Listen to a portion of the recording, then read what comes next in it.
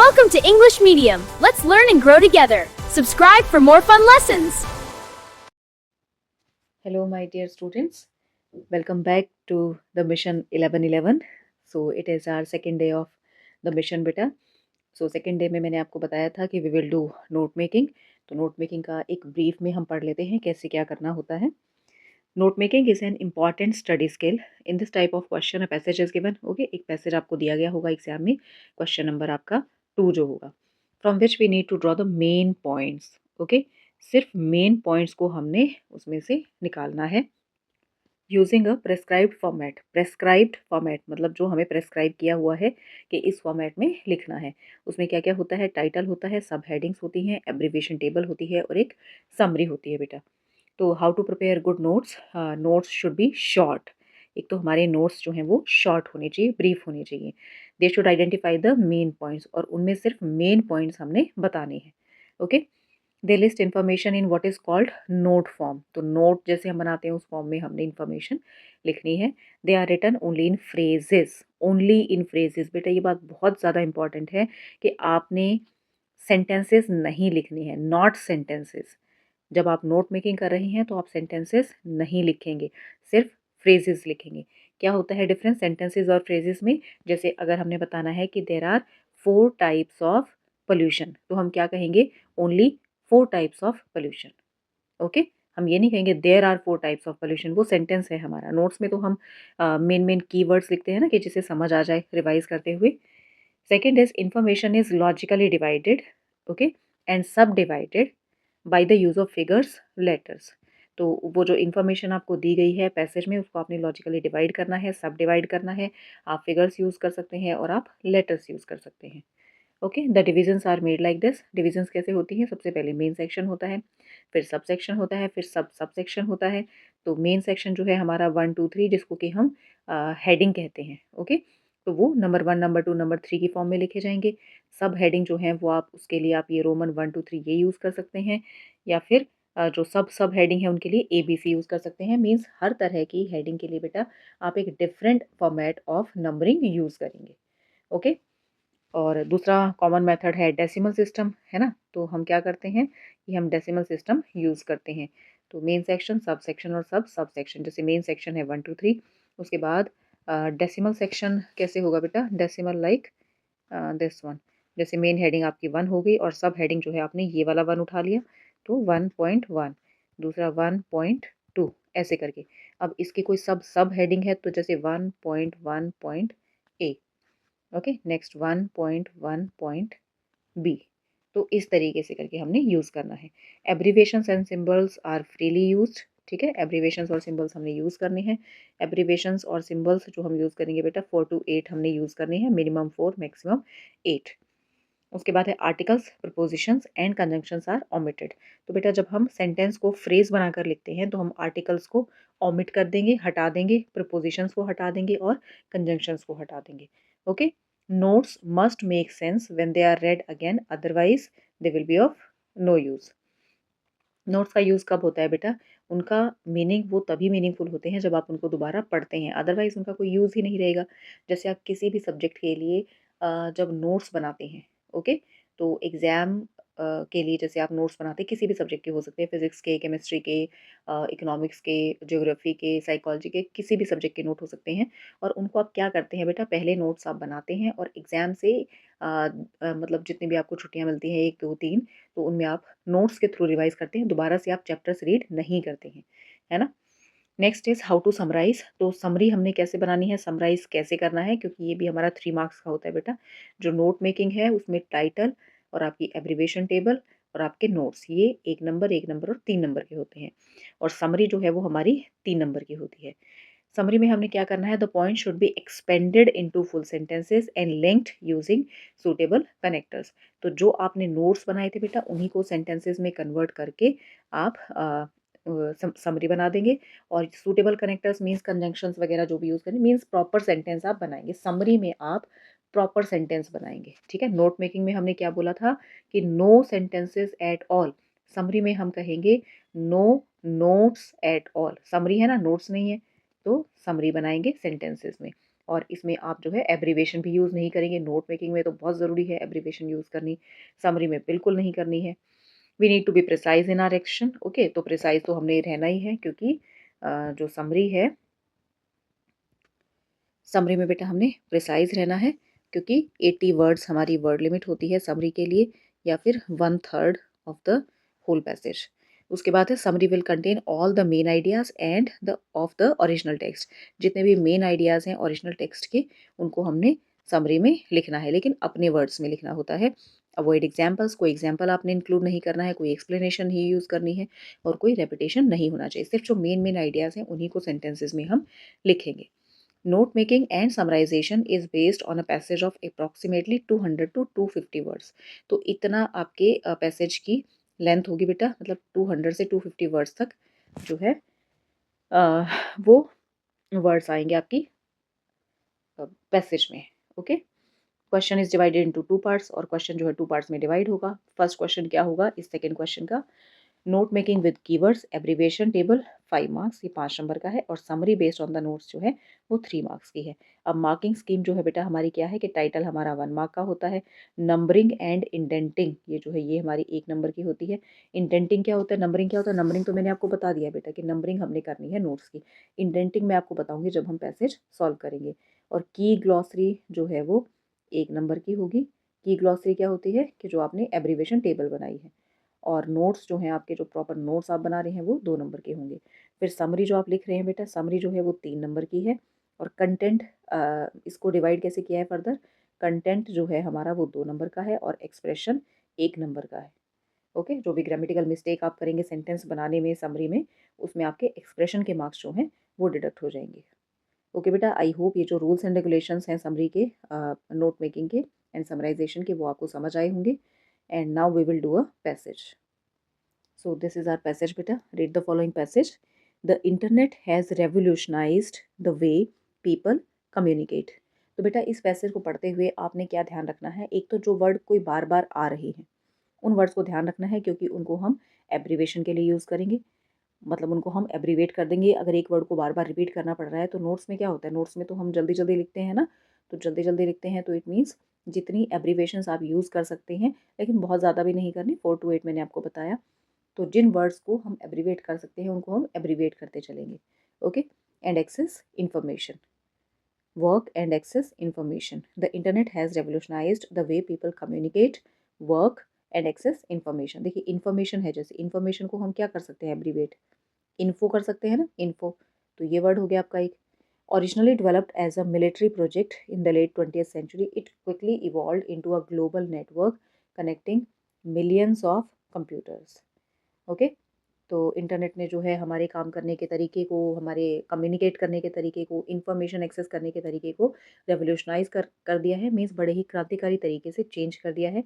और originally internet जो है एक मिलिट्री प्रोजेक्ट के लिए डेवलप हुआ था 20th सेंचुरी में, लेकिन बड़ी जल्दी ये इवॉल्व हो गया किस में, एक ग्लोबल नेटवर्क में, कनेक्टिंग मिलियंस ऑफ कंप्यूटर्स। और मिलियंस ऑफ कंप्यूटर्स जो है ग्लोबली उनको इसने कनेक्ट कर दिया इंटरनेट ने। Today the internet is an integral part of daily life. तो आज के टाइम पे इंटरनेट जो है हमारी डेली लाइफ का एक इंटीग्रल पार्ट बन गया है, मतलब एक ऐसा पार्ट जिसको कि अलग नहीं किया जा सकता। अच्छा, इंटरनेट जो है, इंटरनेट की एब्रीवेशन हम नेट यूज़ कर सकते हैं ना, नेट बोलते हैं ना इंटरनेट को, तो नेट कर दीजिए। Offering instant access to information, तो देखिए इन्फॉर्मेशन यहाँ भी आया, इन्फॉर्मेशन यहाँ भी आया, एक तो ये रिपीट हो रहा है बार बार, और दूसरा क्या है कि इसकी कॉमन एब्रीवेशन भी हम इन्फो यूज़ करते हैं। Enabling social interaction and facilitating business operations across the world. तो आज के टाइम पे इंटरनेट जो है हमारी लाइफ का इंटीग्रल पार्ट बन गया है, और इंस्टेंट एक्सेस टू इन्फॉर्मेशन देता है, मतलब एकदम से कुछ भी आपको ढूंढना है फटाक से आप गूगल करते हैं और इन्फॉर्मेशन आप ढूंढ लेते हैं। और क्या करता है कि सोशल इंटरेक्शंस को ये इनेबल करता है। सोशल इंटरेक्शन जैसे सोशल मीडिया है, फेसबुक है, इंस्टा है, तो लोगों के बीच के रिलेशंस जो हैं वो भी पॉसिबल हो पाते हैं। एंड फैसिलिटेटिंग बिजनेस ऑपरेशंस, और बिजनेस के लिए तो इंटरनेट यूज़ होता ही है across the world. One of the most significant impacts of the internet has been in the field of education. अच्छा देखिए बेटा, जैसे एजुकेशन है, एजुकेशन को हम क्या कर देते हैं, इस तरीके से लिख देते हैं ना, EDU, तो ये हो गया हमारा एब्रीविएशन। तो इंटरनेट का एक जो सिग्निफिकेंट इम्पैक्ट है, बहुत ही इंपॉर्टेंट जो इसका इन्फ्लुएंस रहा है, वो है एजुकेशन पे। Online learning platforms have made knowledge more accessible than ever before. और जो ऑनलाइन लर्निंग प्लेटफॉर्म्स हैं हमारे, उन्होंने नॉलेज को पहले से ज़्यादा एक्सेसिबल बना दिया। एक्सेसिबल क्या होता है बेटा? एक्सेसिबल होता है कि आपकी रीच जो है नॉलेज तक और ज़्यादा हो गई है। Students can now take courses from top universities. Students जो हैं वो टॉप यूनिवर्सिटीज़ से कोर्सेज ले सकते हैं, ठीक है। हर यूनिवर्सिटी ऑनलाइन है, उनकी वेबसाइट होती है, तो वहाँ से उनका कंटेंट आप उठा सकते हैं। अटेंड वर्चुअल क्लासरूम्स आप अटेंड कर सकते हैं बेटा। कैसे? जैसे कि कोविड के टाइम पे वर्चुअल क्लासरूम्स हो गए थे, है ना। और आजकल भी जैसे विंटर ब्रेक में आपकी हॉलीडेज़ जो हैं वो एक्सटेंड हो जाती हैं, तो टीचर्स आपकी ऑनलाइन क्लास लेते हैं, है ना। And interact with teachers and peers from different parts of the world. और दुनिया के किसी भी कोने से आप टीचर्स के साथ और अपने पीयर ग्रुप के साथ आप इंटरेक्ट कर सकते हैं। This digital shift has also made it easier for people to learn at their own pace. तो इंटरनेट पे जो भी मटेरियल है, जैसे मेरी ये वीडियो है, इसी को आप अपनी पेस से, अपनी स्पीड से आप इसको देख सकते हैं और अपनी स्पीड से आप लर्न कर सकते हैं। Accommodating different learning styles and schedules. तो जो अलग अलग डिफरेंट लर्निंग स्टाइल्स होते हैं बच्चों के और डिफरेंट शेड्यूल होता है, तो उसके अकॉर्डिंग आप अपनी कन्वीनियंस से, just thanks to the internet, आप अपनी कन्वीनियंस से लर्न कर सकते हैं। अच्छा, ये देखिए बेटा, डिफरेंट जो है ना, ये जैसे कॉमनली हम इसको क्या लिख देते हैं, DIFF लिख देते हैं, है ना। तो ये आपकी एब्रीवेशंस मैं आपको साथ साथ बता रही हूँ। इन एडिशन टू एजुकेशन, और एजुकेशन के साथ साथ और क्या है कि internet has transformed business and commerce. तो इंटरनेट ने जो है बिजनेस और कॉमर्स को भी, व्यापार को, व्यवसाय को जो है ट्रांसफॉर्म कर दिया है। कैसे? देखिए, ई कॉमर्स प्लेटफॉर्म्स जो हैं आजकल बहुत सारे अवेलेबल हैं, जैसे अमेज़ॉन है और आपका मिंत्रा है, फ्लिपकार्ट है, और उसके अलावा दुनिया भर की साइट्स हैं। तो ई कॉमर्स प्लेटफॉर्म्स जो हैं, they allow businesses to reach global markets without the need for physical stores. तो आपको फिजिकल स्टोर्स की भी ज़रूरत नहीं है, सिर्फ ऑनलाइन मार्केट जो है, ग्लोबल मार्केट जो है, ई मार्केट जो है, उसके थ्रू आप अपना सामान जो है वो सेल कर सकते हैं। Small entrepreneurs can now launch startups with minimal investment. और जो छोटे एंटरप्रेन्योर्स हैं, वो अपने स्टार्टअप्स को लॉन्च कर सकते हैं। मिनिमल इन्वेस्टमेंट मतलब बिल्कुल कम इन्वेस्टमेंट के साथ वो अपने स्टार्टअप्स को लॉन्च कर सकते हैं। While consumers benefit from a wider range of products and services. और दूसरी साइड जो है, कंज्यूमर के पास भी क्या बेनिफिट होता है कि उसके पास प्रोडक्ट्स की और सर्विसेज की वाइडर रेंज होती है। देखिए बेटा, जब आप फिजिकल स्टोर में जाते हैं किसी में, तो वहाँ पे आप कितने स्टोर घूम लेंगे, है ना, 1 2 4। लेकिन जब आपकी टिप्स पे एक्सेस है हर चीज़ की, तो वहाँ आपके पास ज़्यादा ऑप्शन होता है ना, वाइड रेंज होती है आपके पास। However this shift has also raised concerns about data privacy, ठीक है। अब है ना, साइबर सिक्योरिटी है और the dominance of tech giants है इन द ग्लोबल इकोनॉमी। तो ये सारी जो समस्याएं भी आती हैं कि आपका डाटा जो है वो प्राइवेट नहीं रह पाता है, हर साइड पे आपका डाटा होता है। आपने नोटिस किया होगा बेटा कि बहुत सारी ईमेल्स जैसे आती रहती है, आपको कई बार लगता है कि ऐसा तो मैंने कुछ सर्च भी नहीं किया, तो आपका डाटा जो है वो प्राइवेट नहीं है, आपने अपनी ईमेल कहीं पे शेयर की होगी, वहाँ से कहीं और चली गई है ना। साइबर सिक्योरिटी जैसे हैकिंग होती है, लोगों के साथ फ्रॉड हो जाता है ना, फिशिंग हो जाती है, स्कैम्स हो जाते हैं। और जो टेक जायंट्स हैं, टेक जायंट्स ग्लोबल इकोनॉमी में जो हैं, तो उनके कारण जो छोटे एंटरप्रेन्योर्स होते हैं, उनको कई बार नुकसान भी हो जाता है ना। तो ये सारी जो चीज़ें हैं, इनके कारण हमारी कंसर्न भी रेज़ हुई है, थोड़ी चिंता की भी बात है। डिस्पाइट इट्स मैनी एडवांटेजेस, देखो बहुत सारे एडवांटेजेस हैं, लेकिन उनके बावजूद the internet also poses certain risk.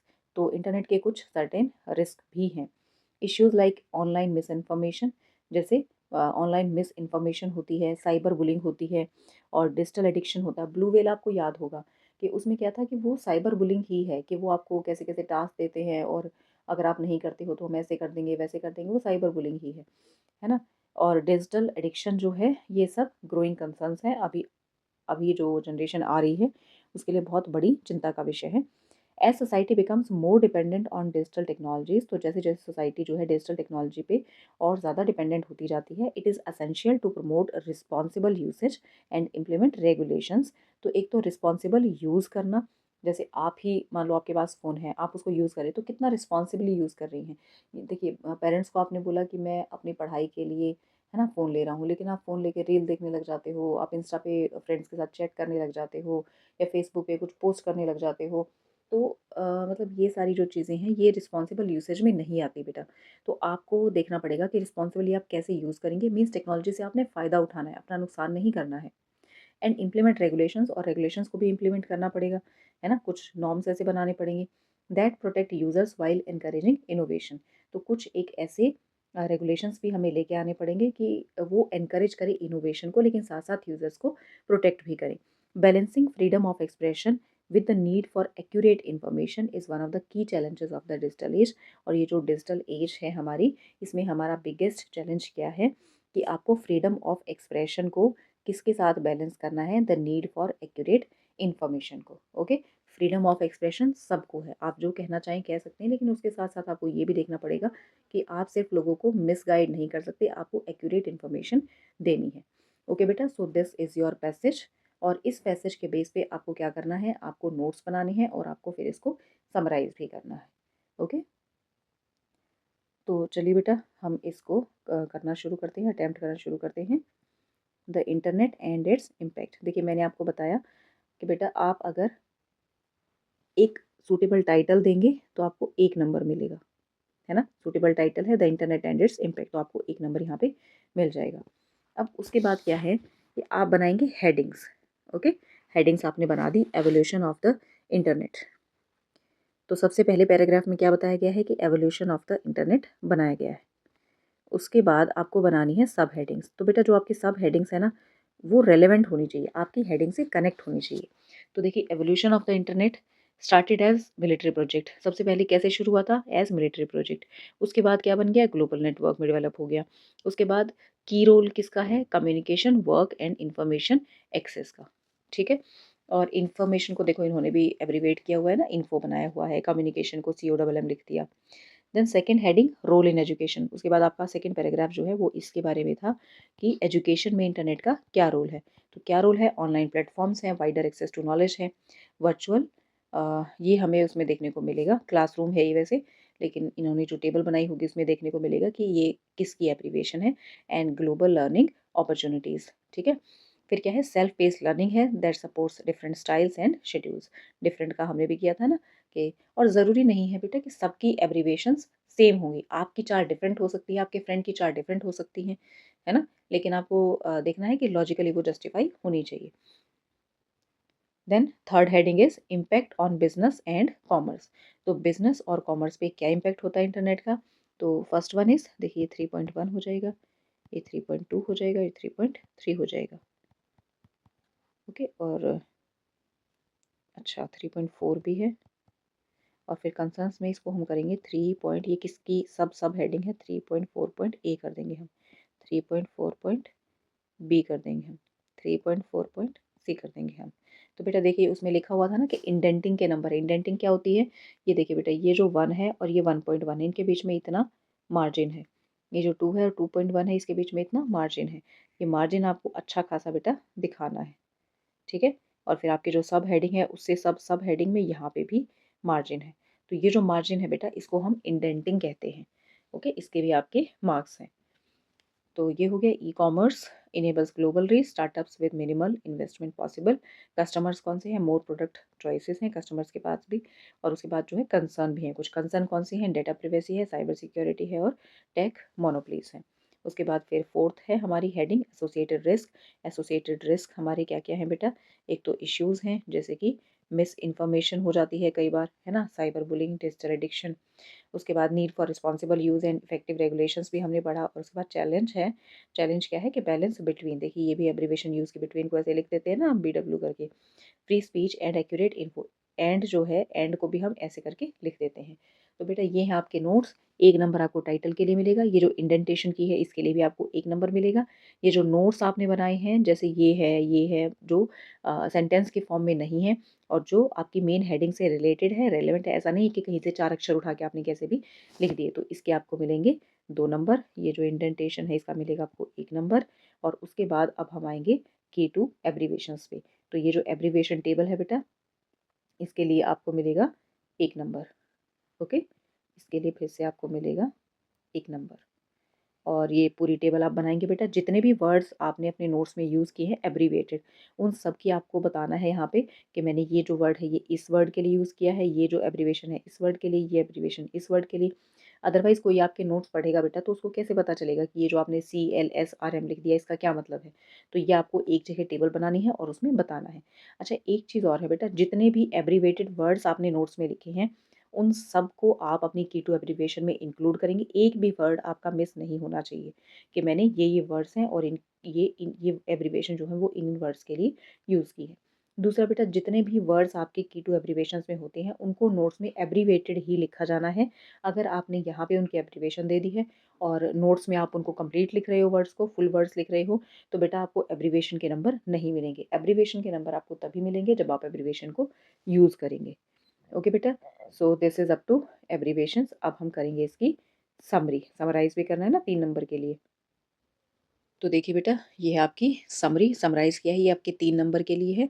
Okay, इसमें पहली चीज़ मैंने आपको क्या बताई थी कि आपको सेंटेंसेस लिखने हैं, तो सेंटेंसेस लिखे हुए हैं।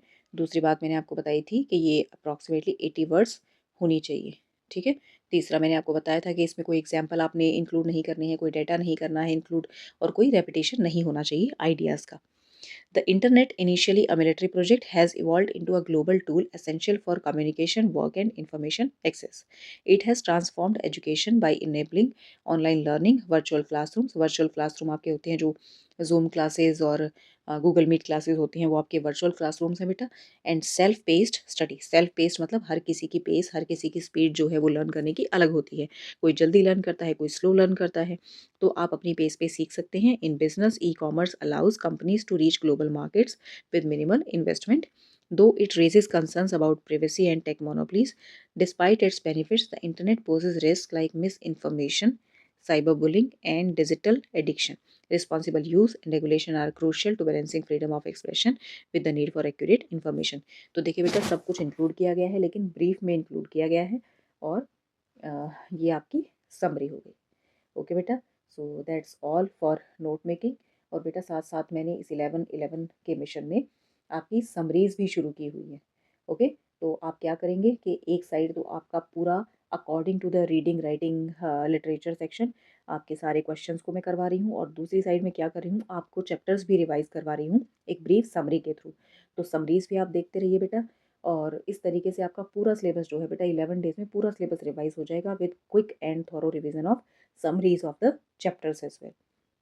Okay beta, we will keep working harder, and we will work the hardest, and so that we can get very good marks. Okay, this is the time, और बस लगे रहिए। All the best.